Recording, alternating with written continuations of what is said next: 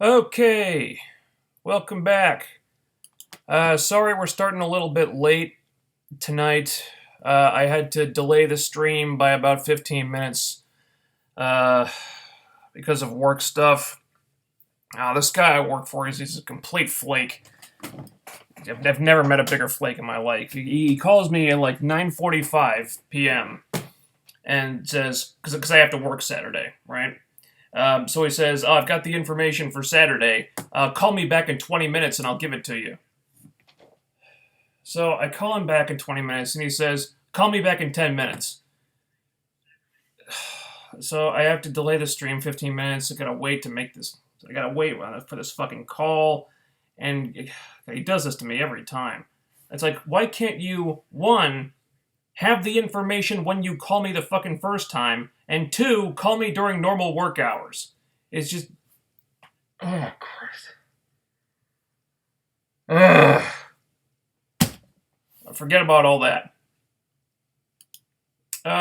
Anyway, welcome back to the show. Yeah, we got Agents of Shield tonight, and I guess next week is Flash and Arrow coming back. Yay! God. You know what I've realized? I'm really not looking forward to the Flash coming back, like at all. It kind of fills me with dread at this point. Because I know no matter what happens, they're going to do something to piss me off. But anyway, enough about that. Let's talk about a good show, shall we? Agents of S.H.I.E.L.D., Season 4, Episode 2, Meet the New Boss. Because Daisy is a glutton for punishment, she decides to try to play mind games with Ghost Rider. And it goes about as well as you might think. She gets knocked out for her trouble, but they have a conversation, and they seem to find some common ground there. Coulson has a meeting with the new S.H.I.E.L.D. director, leaving Mac and Fitz to check out an energy laboratory where that ghost thing from last week and a bunch of other ghosts are talking about some mysterious book. The Darkhold, I think they called it. I'm not sure if that's a thing in the comics. Which they blame for their current predicament. The ghosts almost kill Mac and Fitz, but Ghost Rider and Daisy save them. Meanwhile, May has gone crazy, and the new director is an Inhuman. So there's a lot to unpack. First of all, there's something I'm confused about here. Apparently, S.H.I.E.L.D. is about to go public. Again. But how are they able to do that?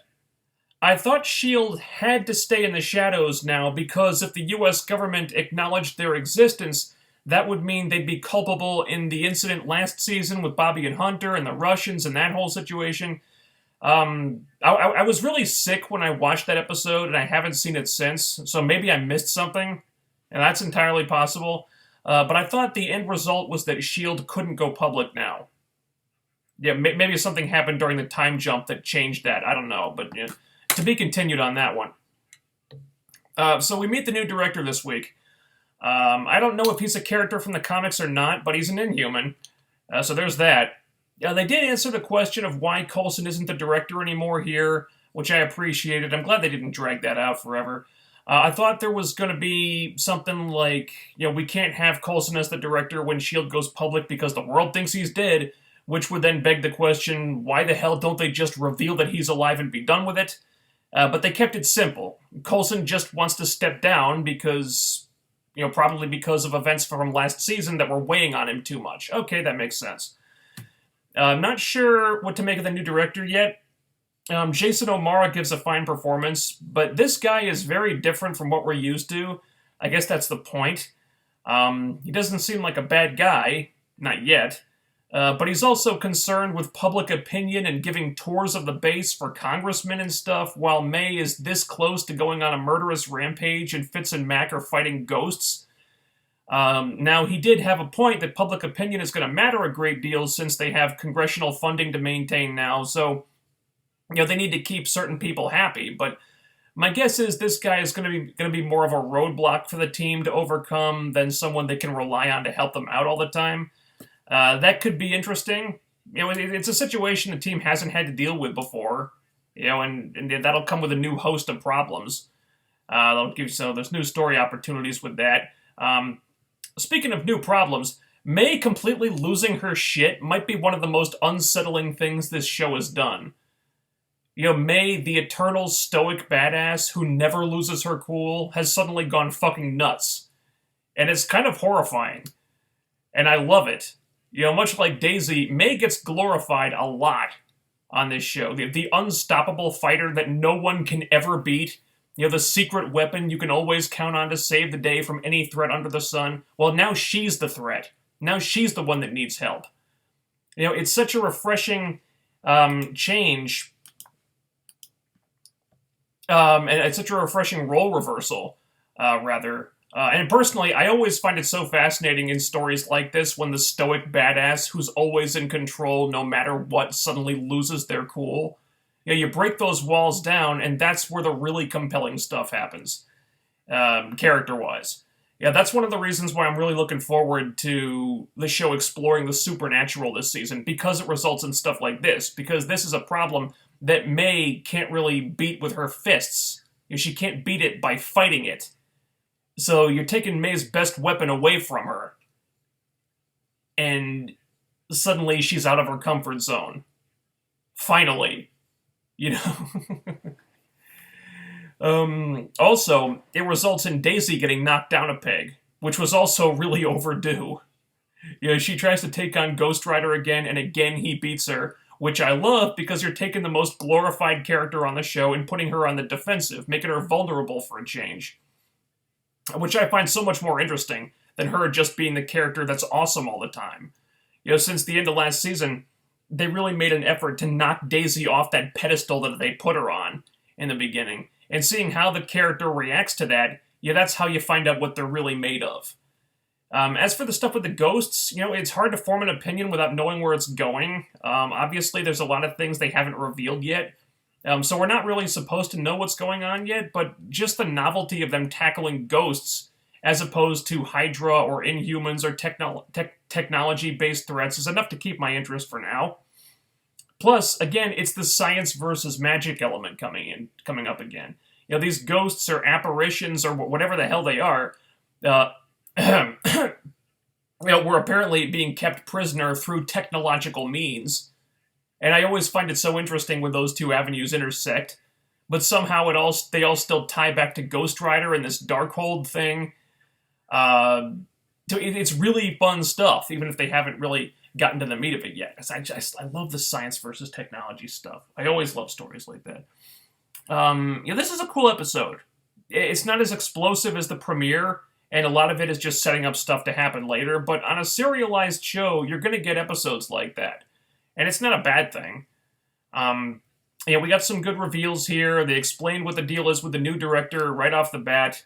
Thank you. Ghost Rider continues to be awesome. Good action, too. The scene where Daisy, blasted herself onto the top of the Charger, and he's driving around with her trying to shake her off. That was awesome. And apparently that was Chloe Bennett doing her own stunts there, too. Yeah, appreciate the effort on that. And I love the stuff with May. You're taking arguably the toughest character in the cast and making her the one that needs help for a change. It's just, that kind of stuff is just really fascinating to me. So I enjoyed this one a lot. You know, they're exploring new territory that the show hasn't covered before, and I'm having a lot of fun with it so far.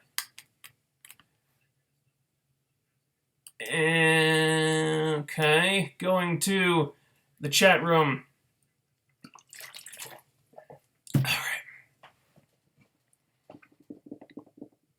Last week I commented on people saying that the ghost being Lucy in the sky, and this week they're out where we find out her name is Lucy. Interesting. Yeah, she also appears to be a grown adult. Whereas I'm not terribly familiar with the Runaways comics. I believe Lucy is a teenager. Plus, they've got a Runaways show in the works, I think for Hulu or something, and I don't know why they'd introduced Lucy now, only to transport her over to that show, which is still, we probably hasn't even gotten around to casting yet. I think it's just a coincidence, dude. I doubt it. Her age is off, and they probably would call her Carolina. Yeah. Just a coincidence, I think. Ghost Rider is smarter than Barry. Most characters are. Yeah, Barry's, he's dumb. The new director is the Patriot, aka the third Captain America. I'll take your word for it. I didn't know there was a third Captain America. This episode kind of confirms my theory about these people being inhumans and not magical. These ghosts got this way because of some experiment gone wrong, probably with Kree technology. Is that what the Darkhold is? Well, there was that tease at the end that they're related to Ghost Rider somehow. I'm still kind of expecting a magical source for these things. But who knows? Maybe they've changed things up. Maybe they'll surprise us. Let's see. Agree about May, but I hope they don't take it too far. Having a badass character and doing something like this can taint them so they are never looked at the same again. That's not necessarily a bad thing.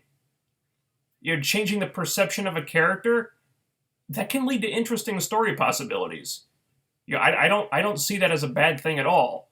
Especially someone like May, who has been... I don't want to say one note, because that's not the right word, but we haven't seen a lot of range of emotions from her. She's always just really been the stoic one. We've seen her break down, in the Bahrain flashback at Season 2, and a little bit with the Andrews stuff in Season 3. But for the most part, she's just... like this. All the time. She's just the stoic badass. All the time. For me, I like this. Because it's an enemy that May doesn't really know how to fight. She can't beat it just by kicking its ass. So, to have her on the defensive for a change, that's really interesting to me. She's going to have to go outside of her comfort zone to find a way to combat these things, if there even is a way. I don't think she's in danger of people looking at her differently. I think, if anything, it's an opportunity to expand on the character. Let's see. If I'm right, this makes Ghost Rider an Inhuman who is convinced his powers come from the devil and not the Kree. Not unless they really changed his backstory, which I don't think they would. But you never know. I didn't think. For a while, I didn't think Daisy Skye could be Daisy Johnson, because Daisy Johnson is not an Inhuman, and they changed that. So who knows? Follow me. He's in some life or death situation. He sells his soul as he perceives it and triggers his Terrigen exposure, becoming an Inhuman. I'm not sure how that works. He would have to come into contact with Terrigen first. You can't just do that willingly. The Darkhold is an object from the comics. It's a book which basically contains all sorts of evil magic. So it's like the Necronomicon, right? Yeah, so there's one point in favor of this being a magical issue. I really prefer that. I mean, they've done Kree, they've done Inhumans. What would be the point of doing them again? They're still in the background and all that stuff, but I thought the whole point of going in this direction was to do a different type of threat that the team hasn't faced before. That's why doing magic works, That's why it being a magical problem is interesting, because it's a problem they haven't faced before. Still waiting on S.H.I.E.L.D. to name-drop the spirit inside Robbie. All hopefully will be made clear to them, and they can connect the dots if they go by the comics. Yeah, I'm so waiting for Fitzsimmons to try to scientifically rationalize Ghost Rider's powers and just coming up with nothing. I want to see them just completely have nervous breakdowns because they can't figure it out. It's there has to be a scientific solution, but what the hell is it? How does a man's head just burst into flame? His flesh just gets eaten away until he's just a flaming skeleton. How does that work? science will find a way, but how the fuck does it work? You know, I want to see them just completely lose their shit over this. It's gonna be hilarious. I liked the Agent Carter getting canceled reference where someone said there are many stories of Peggy Carter that are unrecorded. Something like that. Oh yeah, I noticed that too. Yeah, it was too bad about Agent Carter going away. Although, I confess I haven't really missed it that much, because I really did not like how Season 2 turned out. Man, that season had a lot of problems. And, looking back over the 2 seasons, the show really wasn't about what it was supposed to be about. I think that was his biggest problem. It was supposed to be about a show about the origins of S.H.I.E.L.D. and how Peggy factored into that, and it really wasn't. It was about Peggy doing spy stuff in the 1940s, I think. And there were some hints about it possibly relating to Hydra and everything in season 2, but for the most part, that show was kind of misleading on what its mission statement was. And again, season 2 is pretty creatively fucked up, all things considered. So yeah. Let's see. In the comics, Quake isn't an Inhuman, and S.H.I.E.L.D. is run by Nick Fury, not some guy with super strength. Well, Fury isn't the only person who's been the S.H.I.E.L.D. director. There are a number of people who have held that position. Maria Hill for one. Coulson hasn't been I'm pretty sure Coulson hasn't been S.H.I.E.L.D. director in the comics. Didn't stop him from being S.H.I.E.L.D. director in the show, they can't make changes. By the way, that box, for example, is some kind of technology, probably alien, that's been established. Simmons and Fitz said it was technology. It doesn't mean the ghosts are technologically related. Those can still be ghosts. If that is tech, then Darkhold may be too. Maybe. It's not a guarantee. Basically, this is the TV show's way of doing magic. You have Iron Fist for Netflix, Doctor Strange for the movies, and Ghost Rider and the Darkhold for TV. Yeah, that's what I'm thinking. Wish the new director was Maria Hill. It would make a whole lot more sense since she's been a S.H.I.E.L.D. member we've known and loved forever. Not necessarily, because she kind of left S.H.I.E.L.D. to go work for Stark. So they'd have to kind of convince her to come back. They'd also have to convince Colby Smulders to sign on, which they might not have been able to do because she's making movies now, and she might not want to move back to L.A. I think she's living in New York these days. So it's a nice thing to fantasize about, but I don't know if it was feasible.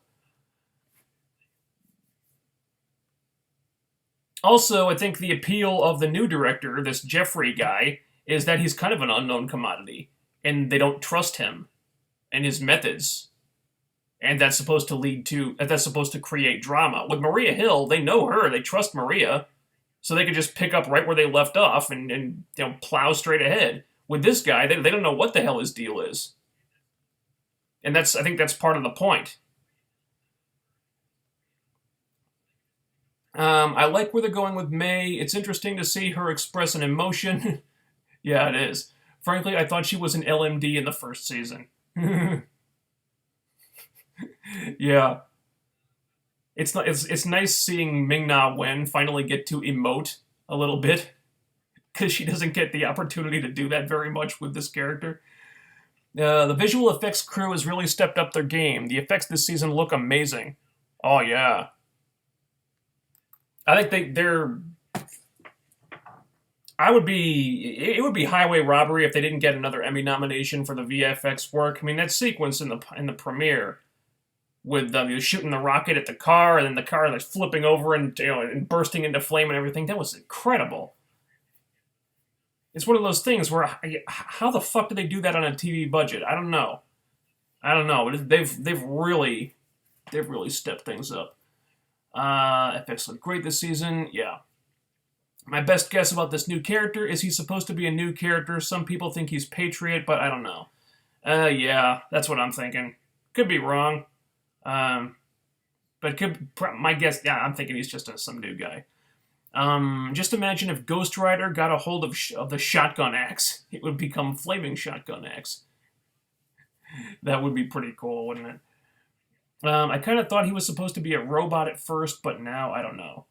Eh, yeah. Um, okay, I'm gonna give it a few minutes to see if we get any more questions. Um, while I've got a free minute here, I'm thinking the impact stream for the week is going to have to be done tomorrow. I know that's not ideal for a lot of people's schedules, but I have to work Saturday and I'm really busy on Sunday. So, in order to get the review out for Impact done before Bound for Glory, if indeed Bound for Glory goes on as planned, then it may have to be on Friday. So maybe sometime in the afternoon. I don't know. It depends how quickly I get my thoughts in order and everything. So I got to start working on that review as soon as I'm done here. But yeah, I'm thinking the Impact stream is probably going to have to be tomorrow. I don't know if Hill is still with Stark at the end of Age of Ultron. She was with Fury. Well, Fury's not really with S.H.I.E.L.D. anymore either. Plus, Hill and Fury represent the incarnation of S.H.I.E.L.D. that was infiltrated by Hydra at the highest level. It's not. Yeah, it's just. I think the reason for going with someone new is that people wouldn't trust the old regime. Yeah, that would be my explanation for it. It's like, oh, we're gonna have Shield go public again, and we're gonna have the face of the organization be someone who was in charge when Shield was infiltrated by by Hydra. Yeah, it doesn't. That's really hard to sell when you're worried about public relations. I think it made sense to go with a new guy. Creatively speaking. Looks like the Dominators are going to be the villains for the CW Fortnite crossover. I have no idea who the Dominators are.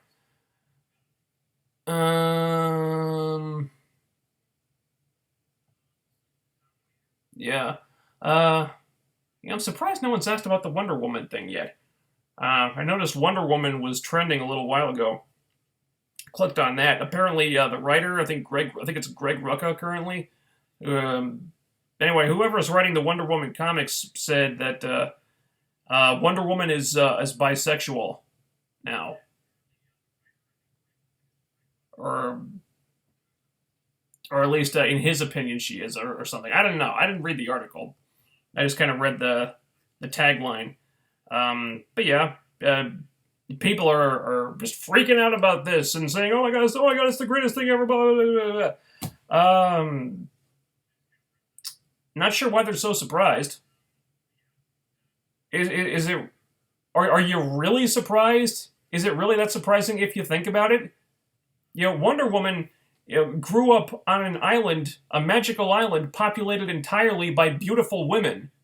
I'd be stunned if she wasn't queer. I mean, her being capable of having romantic feelings towards other women just kind of makes sense if you think about it for a minute. So yeah, I don't see what the big deal is. Wonder Woman's bisexual? Good. Okay. Makes sense to me.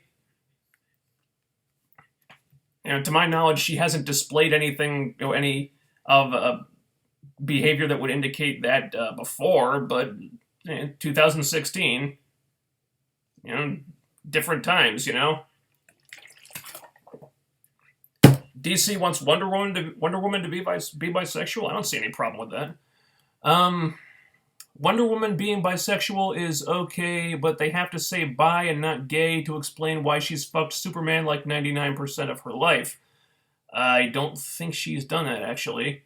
I know they hooked up in the New 52 universe. But yeah, I think you think she's bisexual. I think that's fine. At least they didn't try to retcon that. Yeah, I guess it's not as big it's not as jarring a change as making Wally West black for some reason, and then being like, oh, he's not the Wally West from the pre-New 52. He's a different Wally West. They're actually cousins, but they just both happen to be named Wally. It's like, yeah, this is a little this is easier to accept than that was. Um, so yeah, it just kind of makes sense to me. So is that it? I guess that's it. So yeah, so I believe Shield is off next week because they don't want to be airing against the presidential debate or the vice presidential debate or one of those. So yeah, all the networks are going to be airing that. So Shield will be back in 2 weeks, and I believe next week we got Flash and Arrow. God, I'm really not looking forward to the Flash being back. Oh man, you know I'd like to hold out hope that the writers of the Flash have taken some of the problems with this show into account and maybe made some changes, but I really don't. I'm not optimistic. I think it's going to continue to be the same damn show with the same damn problems. Oh boy, this is not going to be fun. It's Smallville's Jimmy all over again. Oh, ugh.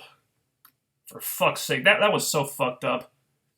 Like, they introduce Jimmy Olsen, and he's on the show for several years, and then they kill him off, and then at his funeral they reveal, oh, he wasn't the real Jimmy Olsen from the comics, he was just, like, the real Jimmy Olsen's brother, who also happened to be named Jimmy Olsen.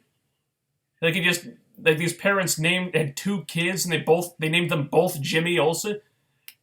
Why would you have two sons and name them both Jimmy? What the it's just... Okay, so thanks for getting us invested in this guy who you led us to believe was Jimmy Olsen, but then turned out to be bullshit.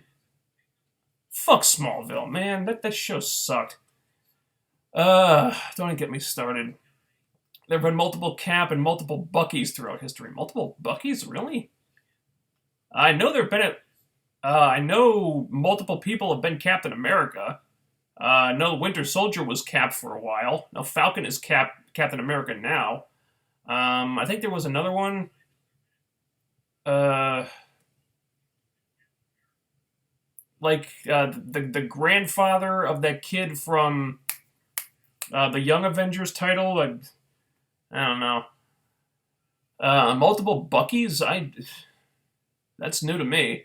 The Dominators were aliens who were genetically engineered mankind in the DC Comics. They created us to breed superhumans as weapons. Kind of sounds like the Kree. Huh. Smallville was both the best and worst Superman show ever. Let that sink in. The best? Really? I think that's very debatable. But worst? Probably. And, yeah, I guess that's going to be it for tonight. So, yeah, once again, I think I'm going to have to do the Impact stream tomorrow because of work stuff. I can't, I'm going to be busy all day Saturday, and Sunday doesn't work either. So to get it out before Bound for Glory, I may have to do it tomorrow. So watch my Twitter for the announcement for when that starts. I'm thinking sometime in the afternoon, but who knows? Like I gotta get the review done first. So yeah, watch for that. Thanks everybody for joining me tonight. Next week, which will hopefully start at 10:15 and not be delayed because of phone call reasons. Next week we got The Flash and Arrow season premiere. Yay. After Steve disappeared, the U.S. government employed them to impersonate the real deals. Okay, didn't know that. But I don't really read the Captain America comics anyway. So yeah, that'll be it. Thanks everybody for joining me. I will see you most likely tomorrow for the Impact stream. and next Thursday when we do this again. Thanks for tuning in, and I will, until tomorrow, later. Oh, wait, whoa, sorry. One more thing. I did another episode, I guested on another episode of the Heelcast. We do a Bound for Glory preview show. It should be out now. If you follow them on Twitter, you should find a link to it. It's been uploaded to SoundCloud. I don't know if it's been uploaded to YouTube yet, but it's on there. Just go do a search for TNA Heelcast on Twitter. So follow those guys. You'll find a link to it on their page, and so go listen to that. It's a long show. It's over an hour long. The guys from the King of the Mountain podcast were on there too, and we preview the whole show. And it was a lot of fun doing that show last night with those guys. So check that out. And that's it. I'll see you tomorrow. Good night.